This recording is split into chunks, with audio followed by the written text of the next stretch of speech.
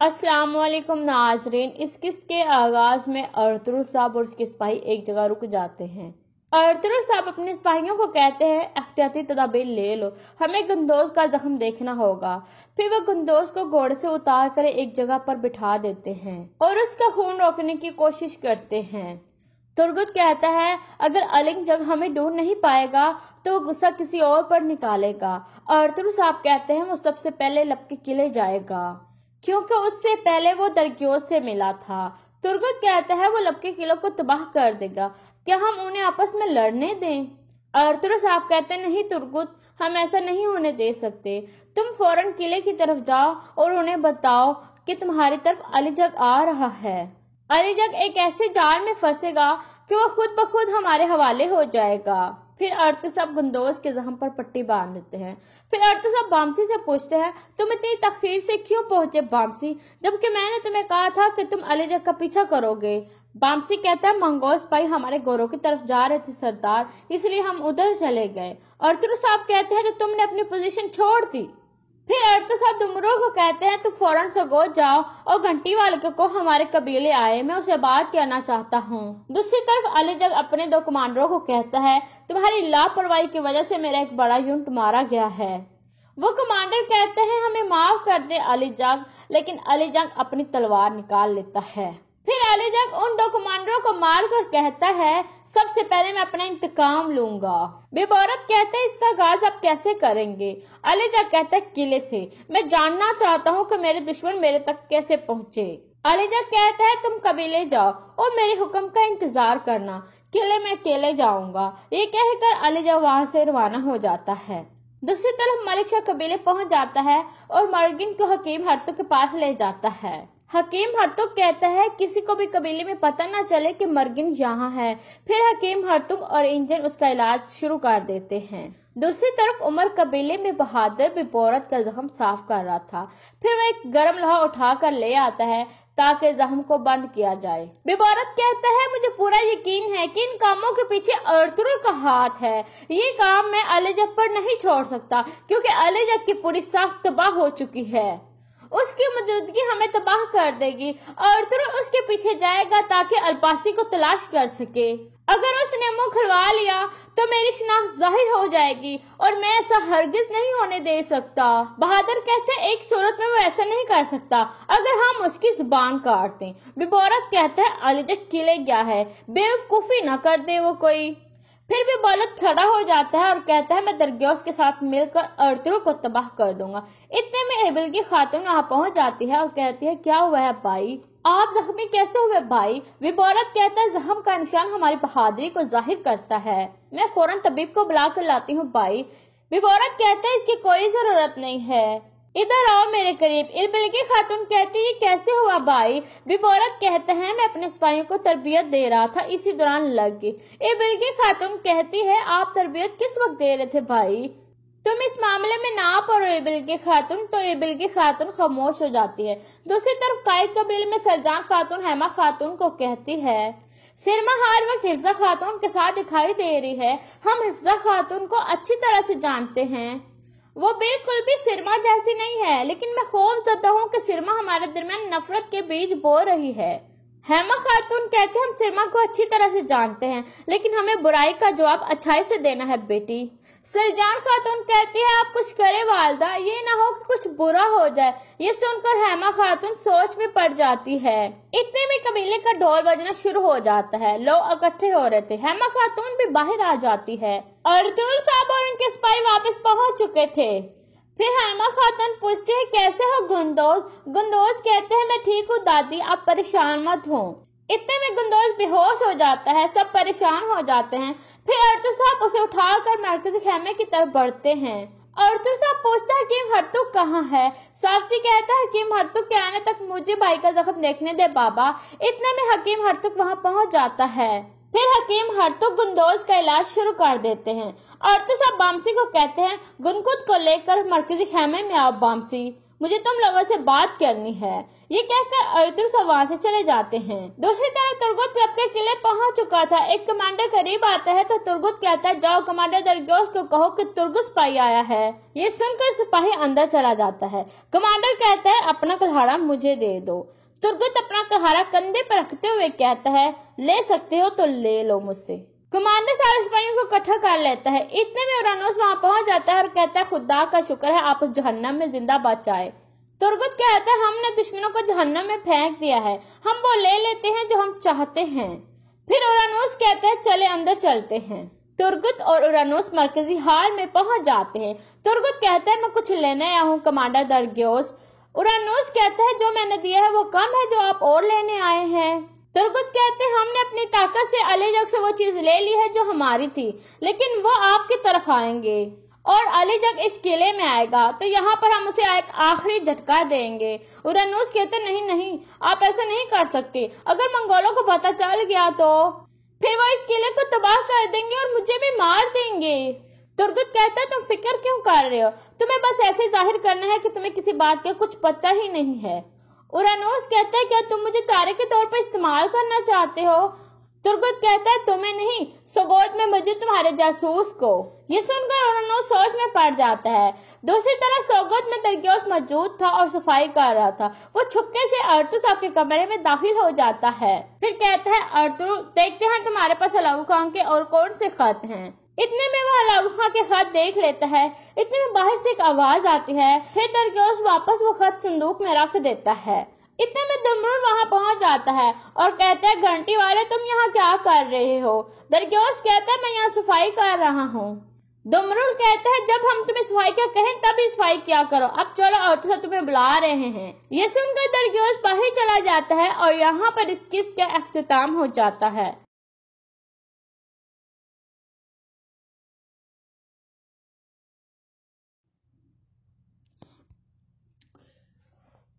किसने निकाह कर लिया?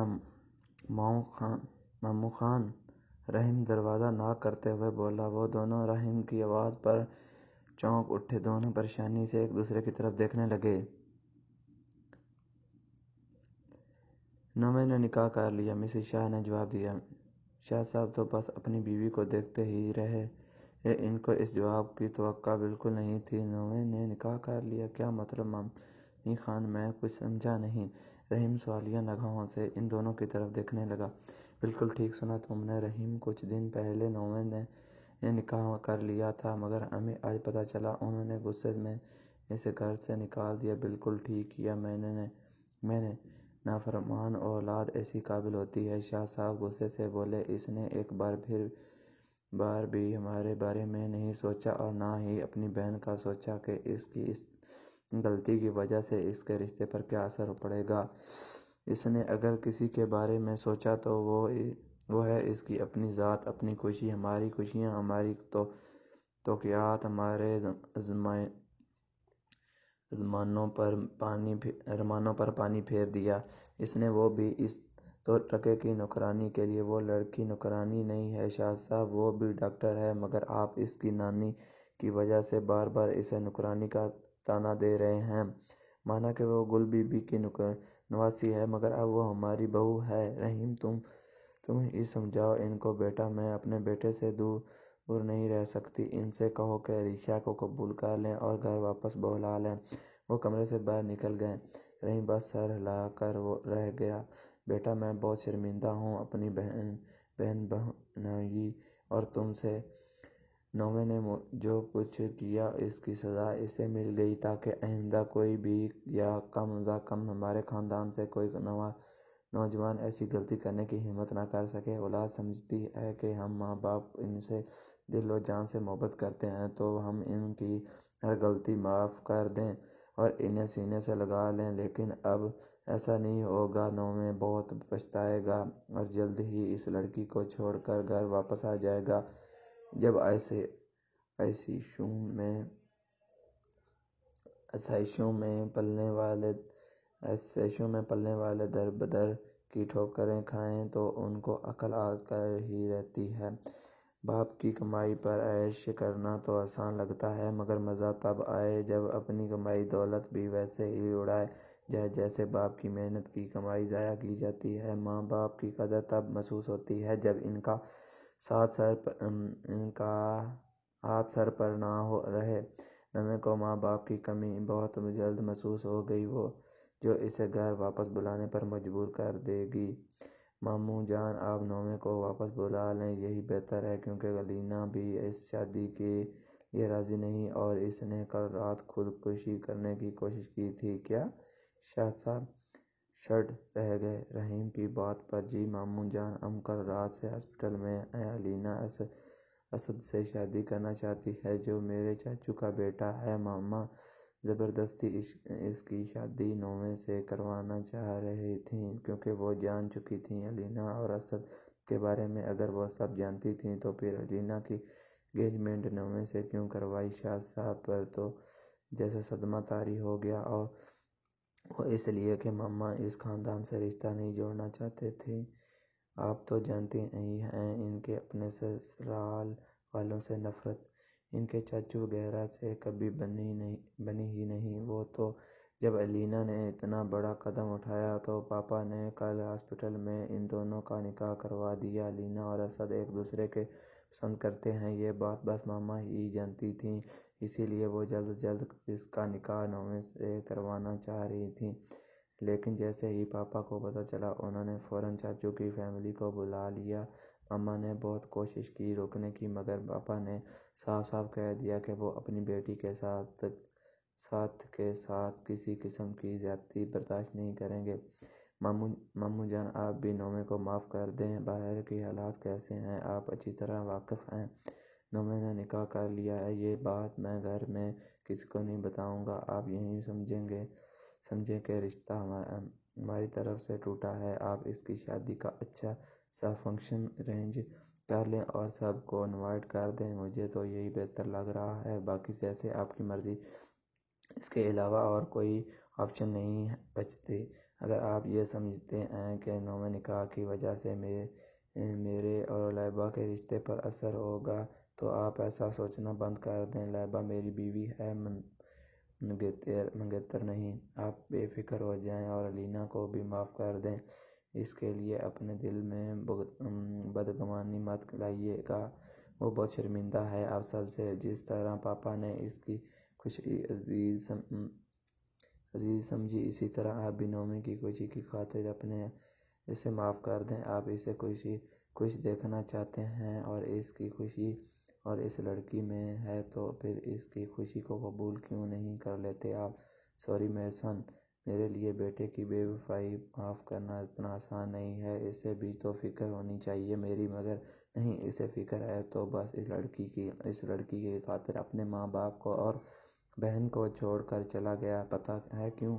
کیونکہ اسے اس لڑکی کی خوشی زیادہ عزیز ہے۔ میرا سر شرم سے جھکا دیا ہے میرے بیٹے نے، وہ بھی ایک نوکرانی کے سامنے۔ ایک نوکرانی کو میرے سامنے لا کر کھڑا کیا، میرے بہو بنا کر، اور چہرے پر ذرا ندامت نہیں۔ چاہتا تو اس لڑکی کو چھوڑ سکتا تھا، مگر نہیں، اس نے ہمیں چھوڑ دیا، اپنے ماں باپ کو، جنہوں نے بچپن سے لے کر آج تک اس کی ہر خواہش پوری کی۔ کسی ریاست کے شہزادے کی طرح پرورش کی، اور اس کا صلہ کیا ملا مجھے؟ زمانے بھر کی ذلت اور رسوائی، ابھی یہ بات گھر تک ہی ہے، لیکن آخر کب تک چھپا کر رکھیں گے اس بات کو؟ جو کوئی بھی اسے لڑکی کے ساتھ دیکھے گا 100 سوال اٹھائے گا۔ وہ تو یہاں سے چلے گیا، مگر لوگ کیا کہیں گے؟ یہ تو ہمیں سننا پڑے گا نا۔ لوگ کہیں گے کہ شہباز شاہ کا بیٹا نویں شاہ ایک لڑکی کے ساتھ ہے۔ کون ہے وہ لڑکی؟ کیا رشتہ ہے نویں کا اس لڑکی کے ساتھ؟ کس کو جواب دوں گا میں؟ کس کو بتاؤں گا کہ میری بیٹے نے کیا کیا ہے میرے ساتھ؟ بہت مشکل ہے میرے لیے یہ سب۔ بہتر یہی ہے کہ تم اسے سمجھاؤ، تمہاری بات مان لے۔ شاید سمجھاؤ اسے کہ اس لڑکی کو چھوڑ کر گھر واپس آ جائے، ابھی بھی کچھ نہیں بگڑا، پلٹ آئے، میں معاف کر دوں گا اسے۔ ماموں جان، آپ فکر مت کریں، میں بات کرتا ہوں نویں سے، لیکن مجھے نہیں لگتا وہ میری بات سنے گا۔ آپ آرام کریں، مجھے بھی ہاسپٹل جانا ہے، پھر آؤں گا۔ خدا حافظ۔ وہ کمرے سے باہر آ گیا اور لائبہ کے کمرے کی طرف بڑھ گیا۔ لائبہ کو سوتے دیکھا تو واپس آ گیا۔ نیچے پہنچا تو مسز شاہ سے ملاقات ہو گئی۔ ان کو بھی الینا اور اسد کے نکاح کا بتایا اور معذرت کرتے ہوئے گھر کی طرف چل دیا۔ وہ بھی اپنے کمرے کی طرف بڑھ گئیں۔ کمرے میں گئیں تو شاہ صاحب وہاں نہیں تھے۔ سٹی روم کی کھڑکی سے آتی روشنی پر نظر پڑی تو وہ سمجھ گئیں کہ وہ اکیلے رہنا چاہتے ہیں۔ وہ بھی بیٹے کی یاد میں آنسو بہاتی ہوئی سونے کے لیے لیٹ گئیں۔ عریشہ فجر کی نماز پڑھ کر وہیں جائے نماز پر بیٹھی آنسو بہاتی رہی۔ پتہ نہیں یہ کیسی آزمائشیں ہیں۔ جو شخص مجھ سے بچپن میں نفرت کرتا تھا اب اس کے دل میں میرے لیے اتنی گہری محبت کیسے پیدا ہو گئی؟ وہ میرے لیے اپنا گھر بار، اپنے ماں باپ سب کو چھوڑ کر آ گیا۔ کیا واقعی میں اس کے لیے اتنی خاص ہوں؟ کیا واقعی کوئی مجھ سے اتنی زیادہ محبت کر سکتا ہے؟ کیا میں اس محبت کے لائق ہوں؟ میری زندگی میں تو بس نفرت کے ہی سائے ہیں۔ میری سوتیلی ماں جن سے میں نے سکی ماں جیسی محبت کی، ان کے دل میں میرے لیے محبت کیوں نہیں پیدا ہو سکی؟ کیوں انہوں نے میرے سر پر شفقت کا ہاتھ نہیں رکھا؟ کیوں مجھے میرے بابا کی آخری دیدار کا حق بھی چھین لیا مجھ سے؟ کیا سوتیلی اولاد محبت کے حقدار نہیں ہوتی؟ میں نے تو ان کو کبھی تو سوتیلی نہیں سمجھا اور نہ ہی ان کے بچوں کو ہمیشہ چھوٹے بہن بھائیوں کی طرح پیار دیا ہے۔ جہاں تک ہو سکا ان کا ہر طرح سے خیال رکھا۔ پھر بھی کیوں اماں کے دل میں میرے لیے محبت پیدا نہیں ہو سکی؟ کاش جس طرح نومے کے دل میں میرے لیے محبت پیدا ہوئی اسی طرح ماں کے دل میں بھی پیدا ہو جائے۔ وہ یوں نہیں سر جھکائے آنسو بہا رہی تھی۔ نومے کی آنکھ کھلی تو عریشہ پر نظر پڑی۔ وہ اس کے پاس آ کر بیٹھ گیا اور ہاتھ بڑھا کر آنسو صاف کرنے لگا۔ عریشہ ایک دم چونک کر پیچھے ہٹی۔ آپ کب آئے؟ جب تم اپنی دعاؤں میں میری خوشیاں مانگ رہی تھی۔ نومے کے جواب پر عریشہ ایک پل کے لیے اس کے چہرے سے نظریں ہٹا نہ سکی۔ کتنی سچائی تھی اس کے چہرے میں، ہر مسکراہٹ میں جھلکتی محبت اور خلوص تھا۔ کیا ہوا؟ ایسے کیوں دیکھ رہی ہو؟ نومے بولا تو وہ ہڑبڑا کر جائے نماز طے کرتی ہوئی اٹھ گئی اور جائے نماز الماری میں رکھ دی۔ نومے بھی اٹھ کر کھڑکی کی طرف بڑھ گیا، پردہ پیچھے کیا اور کھڑکی کھول دی۔ اگلے ہی پل اس کے چہرے پر اداسی چھا گئی۔ آج کی صبح پہلی صبح جیسی نہیں تھی۔ آج کھڑکی کے باہر مسکراتے کھلکھلاتے پھول نہیں تھے اور نہ ہی وہ تازگی تھی۔ سورج کی تپش چہرے پر محسوس ہوئی تو اس نے کھڑکی بند کر دی اور واپس آ گیا۔ عریشہ اس کی اداسی محسوس کر چکی تھی مگر بولی کچھ نہیں۔ وہ ڈریسنگ کی طرف بڑھا اور سر تا پاؤں خود کو دیکھا۔ چینج کرنے کے لیے کپڑے بھی نہیں ہیں، کیسے باہر جاؤں؟ وہ عریشہ کی طرف واپس مڑا۔ عریشہ نے اسے ایسے دیکھا جیسے کہنا چاہ رہی ہے کہ میں کیا کر سکتی ہوں؟ وہ اپنے سوال پر خود ہی مسکرا دیا۔ مجھے ہاسپٹل چھوڑ دیں اور اپنے لیے شاپنگ کر لیں آپ۔ وہ سر جھکائے بولی کیا مطلب ہاسپٹل چھوڑ دوں؟ نومے بہنوئی اسکوٹے ہوئے ایسے بولا جیسے عریشہ نے کچھ غلط کہہ دیا ہو۔ کس نے کہا کہ تم ہاسپٹل جا رہی ہو؟ میرے ہوتے ہوئے کوئی ضرورت نہیں تمہیں ہاسپٹل جانے کی۔ کیوں نہیں جا سکتی میں ہاسپٹل؟ عریشہ بھی اس کی انداز میں بولی۔ نومے مسکراتے ہوئے اس کے پاس چلا آیا۔ وہ اس لیے کیونکہ اب آپ میری ذمہ داری ہیں مسز۔ میں سب سنبھال لوں گا، تم بس آرام سے گھر میں بیٹھو۔ میں آرام سے گھر میں بیٹھ جاتی ہوں اگر یہ گھر ہوتا۔ مگر آپ کی انفارمیشن کے لیے بتا دوں کہ یہ گھر نہیں ہوٹل ہے اور میں پورا دن یہاں اکیلی نہیں رہ سکتی۔ عریشہ کے جواب نے نومے کو سوچنے پر مجبور کر دیا۔ ٹھیک ہے میں فریش ہو کر آتا ہوں پھر چلتے ہیں۔ وہ پریشان سا واش روم کی طرف بڑھ گیا۔ عائشہ نے خدا کا شکر ادا کیا کیونکہ وہ ہسپتال جائے گی تو افشان سے رابطہ ہو سکے گا اور اپنے ڈاکومنٹس اور بیگ گھر سے منگوا سکے گی۔ اگر یہاں بند رہی تو یہاں سے جانے کا سوچ بھی نہیں سکتی۔ نویں بار آیا تو عائشہ چادر اوڑھ کر جانے کے لیے تیار ہو گئی۔ ایک بات کہوں؟ نویں نے دروازہ کھولنے کے لیے ہاتھ بڑھایا۔ یہی تھا کہ رک کر عائشہ کی طرف پلٹا۔ جی، عائشہ نے جلدی سے جواب دیا۔ نویں نے دونوں بازو اس کے کندھوں پر رکھ کر اسے قریب کیا۔ ڈاکٹر ربا والا روپ زیادہ اچھا تھا۔ تم ہر وقت مسکراتی رہتی تھی، مگر جب سے عائشہ گل بنی ہو، آفت بنی ہوئی ہو۔ ایک ریکویسٹ ہے، ہاسپٹل میں ربا بن کر رہنا، عائشہ بننے کی کوشش مت کرنا، کیونکہ وہاں میری تھوڑی سی عزت ہے۔ یہ نہ ہو کہ لوگ کہیں بیوی کا غلام۔ آخری بات پر وہ خود ہی ہنس دیا اور عائشہ بھی مسکرا دی۔ چلیں، ہمیں دیر ہو رہی ہے۔ عائشہ نے اسے محبت بھری نظروں سے خود کو تکتے دیکھا تو بول دیا۔ نویں کندھے اکچاتے ہوئے دروازے کی طرف پلٹ گیا۔ اوبر سے رائڈ بیک کی۔ جب تک وہ گیٹ تک پہنچی گاڑی گیٹ کے سامنے کھڑی تھی۔ ہاسپٹل پہنچے تو نویں شیلا بیگم کے کمرے کی طرف بڑھ گیا، جبکہ عائشہ اپنی ڈیوٹی پر چلی گئی۔ شیلا بیگم نویں کو دروازے پر دیکھ کر مسکرا دیں اور اٹھ کر اس کی طرف بڑھیں۔ ماتھے پر پیار کیا۔ میرا بچہ کیسا ہے میرا بیٹا؟ میں بالکل ٹھیک ہوں، آپ کیسی ہیں؟ پہلے ٹھیک نہیں تھی، مگر اب تمہیں دیکھ کر بالکل ٹھیک ہوں۔ ناشتہ کیا میرے بیٹے نے؟ نویں نے سر نفی میں ہلا دیا۔ عائشہ کیسی ہے؟ وہ آئی ہے دادو، وہ اوپر گئی ہے، آپ سے ملنے آئے گی۔ ٹھیک ہے، تم چلو، میں ناشتہ بھجواتی ہوں کمرے میں۔ لیکن یہ کیا چینج نہیں کیا تم نے؟ نہیں دادو، ابھی جاؤں گا شاپنگ پر، آپ بھجوا دیں پلیز، اور ساتھ 2 کپ کافی بھی۔ وہ ان کے ساتھ ہاتھ چوم کر آنکھوں سے لگاتے ہوئے کمرے سے باہر نکل گیا۔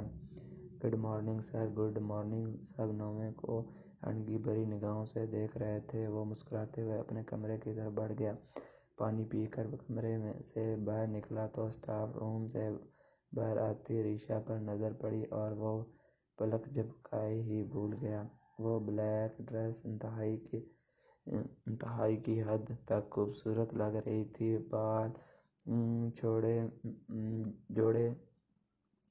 بال جوڑے میں قید تھی اور بالوں کی چھوٹی چھوٹی لٹیں اس کے چہرے کو چھو رہی تھیں۔ وہ افشان کے ساتھ مسکراتے ہوئے آ رہی تھی۔ گڈ مارننگ سر۔ افشان کی آواز پر وہ چونک کر اس کو دیکھنے لگا۔ یس ڈیئر۔ افشاں، کچھ کہا آپ نے؟ گڈ مارننگ سر۔ یہ گڈ مارننگ؟ وہ خجل سا بالوں میں ہاتھ پھیر کر مسکراتے ہوئے بولا۔ وہ دونوں آگے بڑھیں تو وہ بھی وارڈ میں جا کر پیشنٹس کی فائل دیکھنے میں مصروف ہو گیا۔ سر، میم آئی ہیں، آپ کے روم میں آپ کو بلا رہی ہیں۔ نرس نے اطلاع دی تو وہ اپنے کمرے کی طرف بڑھا، مگر جیسے ہی نظر عائشہ پر پڑی غصے سے اس کی طرف بڑھا۔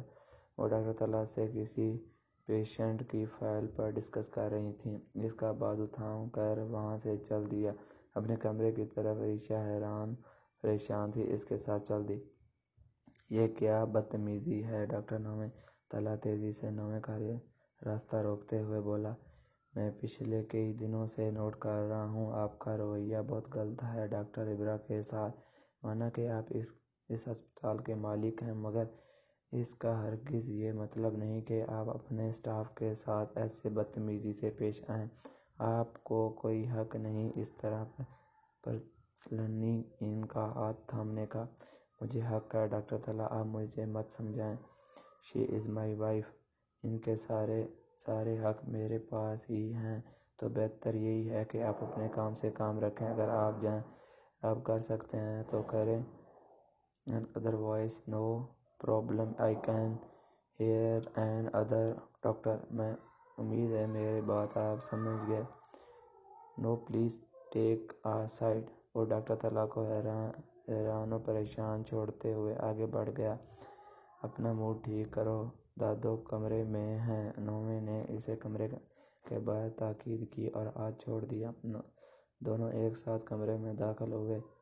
ماشاءاللہ، یو بوتھ آر لکنگ، وہ عائشہ کا ماتھا چومتے ہوئے بولی، آخر کار یہ ڈریس پہن ہی لیا، تم نے کب کا لاک کر دیا تھا اور تم یہی چھوڑ گئی تھی؟ جی دادو، ایمرجنسی کے لیے رکھا تھا یہاں اور آج کام آ گیا۔ گڈ، تم دونوں کے لیے ناشتہ منگوایا ہے، ناشتہ کر لو جلدی سے، اس کے بعد کہیں جانا ہے تم دونوں کو۔ کہاں؟ نوے نے سوال کیا۔ میری ایک فرینڈ ہے، اس کے پاس کچھ فٹس ہیں، وہ دیکھ آؤ، تم دونوں جو پسند آ جائے مجھے بتا دینا، آ کر شام تک فسٹ ہو جانا۔ وہاں ہوٹل میں رہنا مناسب نہیں ہے۔ کیا قیمت ہے ان فلیٹس کی؟ اس کی فکر تمہیں کرنے کی ضرورت نہیں ہے میری جان، تم کروڑوں کی جائیداد کے اکلوتے وارث ہو، چھوٹی چھوٹی باتوں کے لیے پریشان ہونے کی ضرورت نہیں ہے۔ وارث تھا، اب نہیں ہوں۔ کس نے کہہ دیا تم سے ایسا؟ یہ ہاسپٹل تمہارے نام ہے، اس ہاسپٹل کی ساری انکم تمہاری ہے، کبھی وقت ہی نہیں ملا بتانے کا یہ ہاسپٹل تمہارے نام پر ہے۔ اب جب تم اس قابل ہو چکے ہو کہ ساری ذمہ داریاں سنبھال سکتے ہو تو اب مکمل طور پر یہ پراپرٹی تمہارے نام کرنا چاہتی ہوں میں۔ یہ سب بعد میں، فی الحال ناشتہ کرو تم دونوں۔ گاڑی کی کیز وہاں ٹیبل پر ہیں، پہلے اپنے لیے اور عائشہ کے لیے شاپنگ کر لو، پھر فلیٹ پسند کرنے جاؤ۔ وہ مسکراتی ہوئی کمرے سے باہر نکل گئیں۔ نوے کا موڈ ابھی بھی ویسا ہی تھا، طلحہ نے اچھا خاصا غصہ دلا دیا اسے۔ وہ ناشتہ کرنے بیٹھا تو عائشہ بھی چپ چاپ بیٹھ گئی۔ ڈاکٹر طلحہ سے اتنی نفرت کیوں ہے آپ کو؟ عائشہ کے سوال پر وہ جی بھر کر بدمزہ ہوا اور غصے سے عائشہ کی طرف دیکھا۔ بس آج کے بعد تم ہاسپٹل نہیں آؤ گی، اٹس مائی آرڈر۔ اور میں نے پہلے بھی منع کیا تھا کہ طلحہ کا نام نہ آئے تمہاری زبان پر۔ تو کیا چاہتے ہیں ڈاکٹر نوے؟ آپ چاہتے ہیں کہ میں چپ چاپ کسی غلام کی طرح گھر کے کسی کونے میں پڑی رہوں، آپ کے حکم کے محتاج رہوں؟ جب آپ کا دل چاہے مجھے گھر سے باہر جانے کی اجازت ملے اور جس سے آپ چاہیں اسی سے بات کرنے کی اجازت دیں۔ کیا میں نے یہ ڈگری گھر بیٹھنے کے لیے حاصل کی ہے؟ میری برسوں کی محنت، بابا اور دادو کا خواب خاک میں ملا دوں؟ آپ جانتے ہی کیا ہیں میرے بارے میں؟ بس نکاح ہو گیا تو سارے حق حاصل کر لیے، بس یہی ہے آپ کی ذمہ داری؟ تو آج میں بتاتی ہوں آپ کو اپنی کہانی۔ اس رات جب آپ کی سالگرہ کی تیاریاں چل رہی تھیں اور آپ نے سب کے سامنے مجھے تھپڑ مارا تھا اور آپ کے والد صاحب نے میرے حق میں یہ فرمان جاری کیا کہ مجھے اس گھر میں رہنے کا کوئی حق نہیں ہے کیونکہ میری وجہ سے ان کے صاحبزادے بہت ڈسٹرب رہتے ہیں۔ اس تھپڑ کی تپش آج بھی محسوس ہوتی ہے مجھے اپنے چہرے پر۔ اگلے دن جب گل بی بی مجھے چھوڑنے جانے والی تھیں تب دادو نے ہمیں روک لیا اور ہمیں اپنے ساتھ ہاسپٹل لے آئیں۔ گل بی بی سے کہا کہ عائشہ اب سے میرے ساتھ رہے گی، میں اسے اپنی بیٹی بنا کر رکھوں گی۔ گل بی بی کے چہرے پر جو خوشی تھی میں بیان نہیں کر سکتی۔ وہ جانتی تھیں کہ مجھے بھروسے مند ہاتھوں میں سونپ رہی ہیں، مگر میرے اپنے گھر جانے کی ساری خوشی پر پانی پھر چکا تھا۔ ماں کا پیار کیا ہوتا ہے میں نہیں جانتی تھی، لیکن جب دادو کا محبت بھرا سایہ مجھے ملا تو سوچتی تھی شاید ماں ایسی ہی ہوتی ہے۔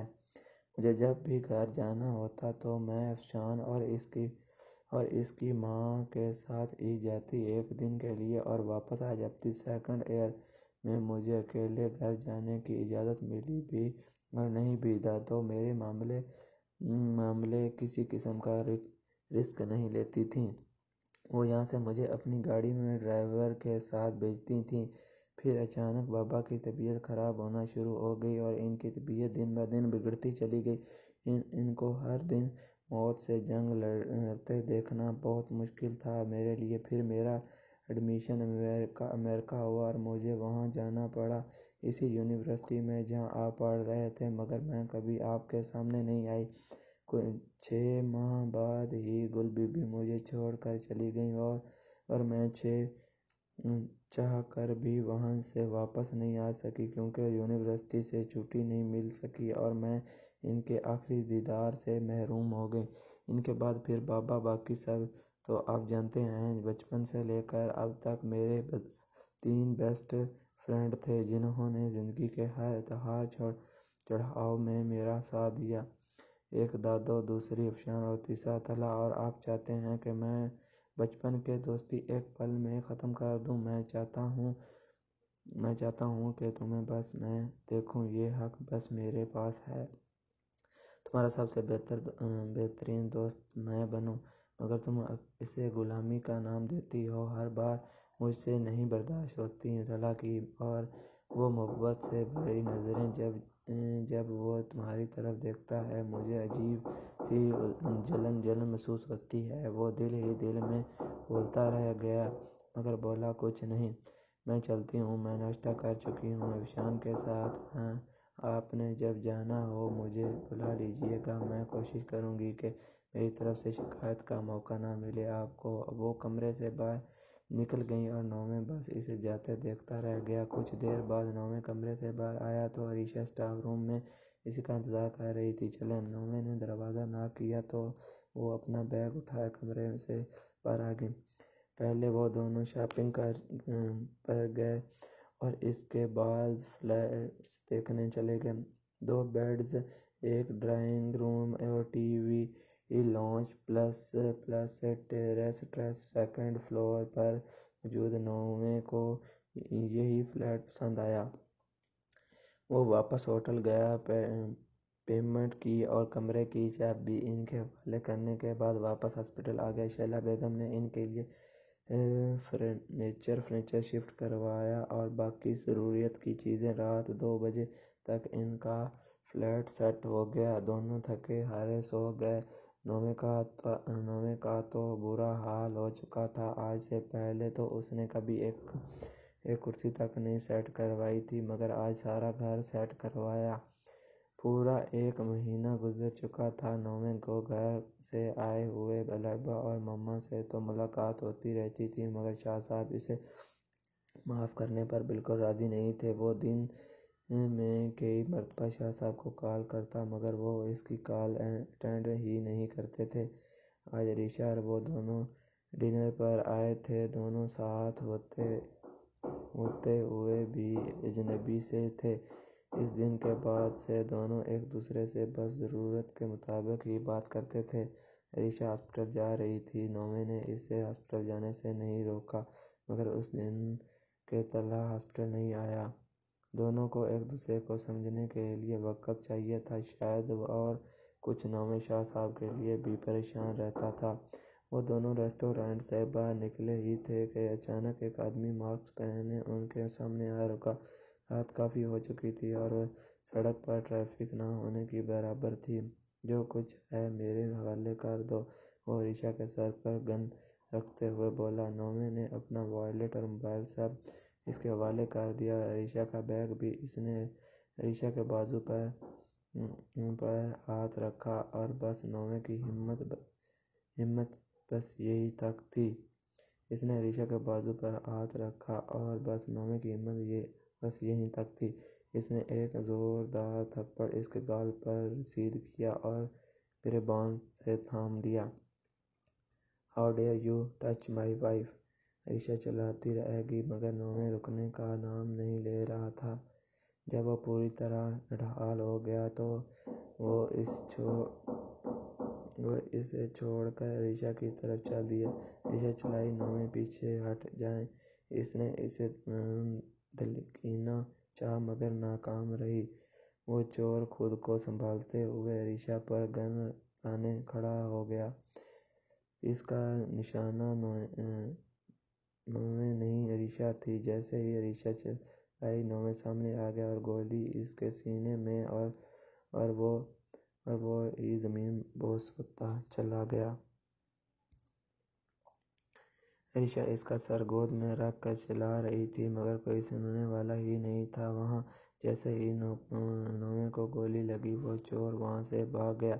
ऋषा का सोचने समझने की सारी हसें खो चुकी थीं। इसकी नज़रें बस नोवे के बंद होती आंखों पर थीं। वो सांस लेने की कोशिश कर रहा था मगर सांस नहीं लिया जा रहा था। इसने अचानक रेस्टोरेंट से कुछ लड़के भागते हुए आए। एक लड़के ने जल्दी से अपनी शर्ट उतार कर नोवे के जख्म पर बांध कर खून रोकने की कोशिश की मगर खून बहुत तेज़ी से बह रहा था। मैम, आप फिक्र मत करें, एम्बुलेंस आ रही है। एक लड़का ऋषा को तसल्लियाँ देने की कोशिश कर रहा था मगर ऋषा तो कुछ सुन ही नहीं रही थी। वो बस नोवे का हाथ थामे इसका सर गोद में रखे वे बस सीख बैठी थी। वो तो अच्छा हुआ हमने CCTV पर देख लिया, वरना पता नहीं क्या हो जाता। इनकी हालत तो बहुत ख़राब है। अपने शोहर के ऐसी हालत देखकर बहुत बड़ा सदमा लगा इनको। वो लड़के इर्द गिर्द बढ़ते रश को बता रहे थे, हमारे पास इस हमले की सारी वीडियो है, पुलिस को भी कॉल कर दी है, बस आती ही होगी। वो लोग बातें कर रहे थे कि एम्बुलेंस आ गई और नोवे को हॉस्पिटल पहुंचा दिया। सटर कचर पर भी ऋषा ने इसका हाथ नहीं छोड़ा। नोवे होश हवास से बेगाना खून में लथपथ पड़ा था। ऋषा की आंखें न जाने कब से भीग रही थीं। होश में तब आई जब उसके हाथ से नोवे का हाथ छूट गया। नर्स ने इसे ऑपरेशन थिएटर के बाहर इंतजार करने को बोला तो बेबसी से बेंच पर गिर सी गई। मैम, आपका बैग। रेस्टोरेंट के एक मुलाजिम लड़के ने इसका बैग इसकी तरफ बढ़ाया तो उसने जल्दी से बैग खोलकर अपना मोबाइल बाहर निकाला और शैला बेगम को कॉल की। ऋषा, कैसी हो मेरी जान? आज कैसी याद आ गई दादो की? वो मसरूफ़ से अंदाज में बोल रही थी। दादो कुछ ठीक नहीं है। ऋषा के रोने की आवाज़ सुनी तो वो सारे काम छोड़कर इसकी तरफ हुई। क्या हुआ ऋषा, तुम रो क्यों रही हो? दादो, नोवे को गोली लगी है, आप जल्दी हॉस्पिटल आ जाएं प्लीज़, मुझे बहुत डर लग रहा है। ऋषा के जवाब पर शैला बेगम गिरते गिरते बची। अगर वो कुर्सी का सहारा ना लेती तो गिर जाती। डोंट वेरी, मैं आ रही हूँ, तुम खुद को संभालो बेटा। वो बेमुश्किल इंतहाई बोल सकी। कुछ नहीं होगा नोवे को, मुझे ये बताओ किस हॉस्पिटल में है? दादो, मुझे नहीं पता हम किस हॉस्पिटल में हैं, आप बस आ जाएं। ऋषा बुरी तरह रो रही थी। ऋषा मेरी जान, हिम्मत से काम लो बेटा, ऐसा करो पास कोई है तो उसे फ़ोन दो। वो लड़का अभी तक वहीं खड़ा था। ऋषा ने इसकी तरफ फ़ोन बढ़ाया तो उसने गाल से लगाया और शैला बेगम को हॉस्पिटल का एड्रेस देकर फ़ोन ऋषा को वापस दे दिया और वही करीबी बेंच पर बैठ गया। पास एक गलती हो गई।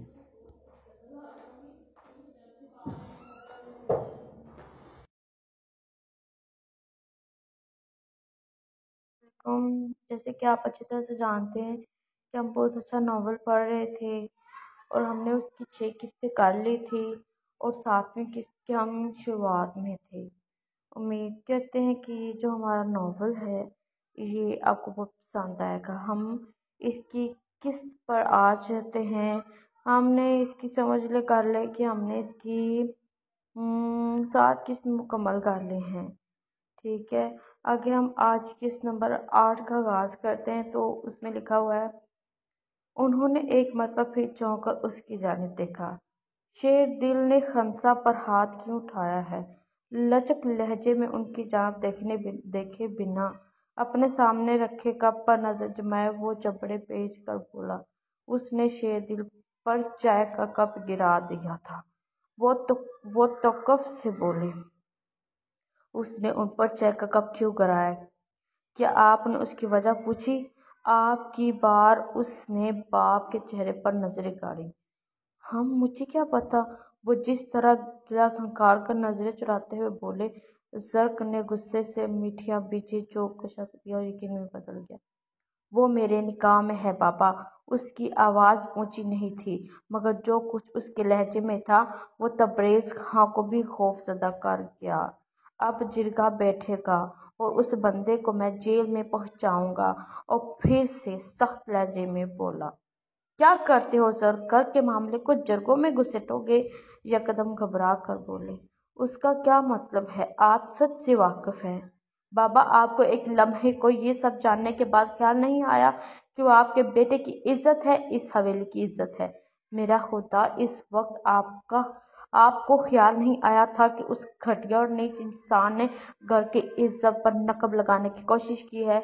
और अब आपको ये बात याद आ रही है कि ये घर का मामला है, मैं उसे नहीं छोड़ूंगा। वो गुस्से से कुर्सी धकेल कर खड़ा हो गया और बोला, कहाँ जा रहे हो?